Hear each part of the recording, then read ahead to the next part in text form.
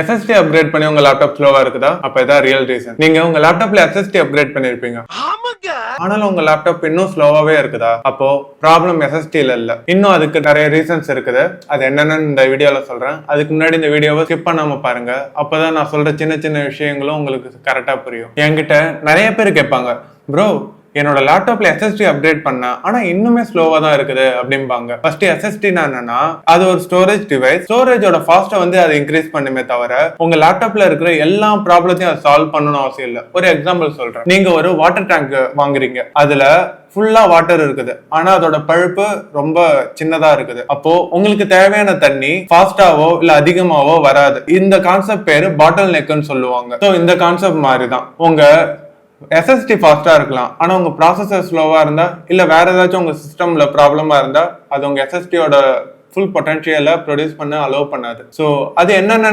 பார்க்கலாம். First ரேமோட usage ஃபுல்லா இருந்தா அது SSD வந்து ஃபாஸ்டா இருந்தாலுமே உங்க சிஸ்டம் ஸ்லோவாக்கும்.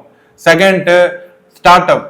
ஸோ உங்களோட விண்டோஸ் இல்லைன்னா சிஸ்டம் வந்து ஆன் ஆகும்போது பேக்ரவுண்ட்ல 10-15 சாஃப்ட்வேர் வந்து பேக்ரவுண்ட் ரன் ஆகிட்டு இருக்கும்.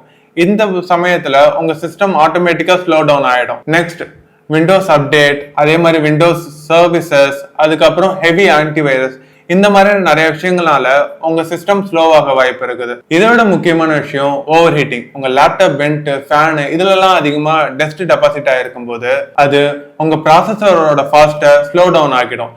இது பேரு தெர்மல் த்ராட்னிங் அப்படின்னு சொல்லுவாங்க. ப்ராசஸரே வந்து வீக்கா இருக்கும்போது SSD என்ன பண்ண சொல்லுங்க? ஒன்றும் இல்லை.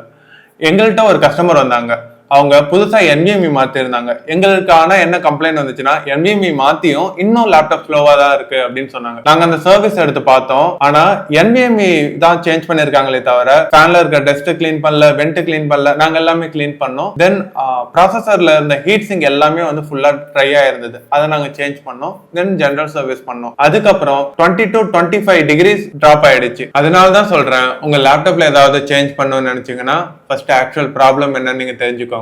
SSD health, RAM usage, start up apps, background services, drivers, CPU temperature, இது எல்லாத்தையும் செக் பண்ணுவோம். செக் பண்ணிட்டு என்ன ப்ராப்ளம்னு டயக்னைஸ் பண்ணி அதுக்கப்புறம் தான் உங்கள்கிட்ட SSD அப்கிரேட் பண்ணலாமா இல்லை என்ன பண்ணலாங்கிறத நாங்கள் ரெக்கமெண்ட் பண்ணுவோம். ஸோ இதை முக்கியமா நீங்க தெரிஞ்சுக்கணும். அப்பதான் உங்களோட மணி சேவ் ஆகும், உங்க ப்ராப்ளத்துக்கான ஆக்சுவல் சொல்யூஷனும் கிடைக்கும். மறக்காம நீங்க என்னென்ன ப்ராப்ளத்தை ஃபேஸ் பண்றீங்கன்னு கமெண்ட்ல இன்ஃபார்ம் பண்ணுங்க. நான் அதுக்கான சொல்யூஷன் என்னன்னு சொல்றேன்.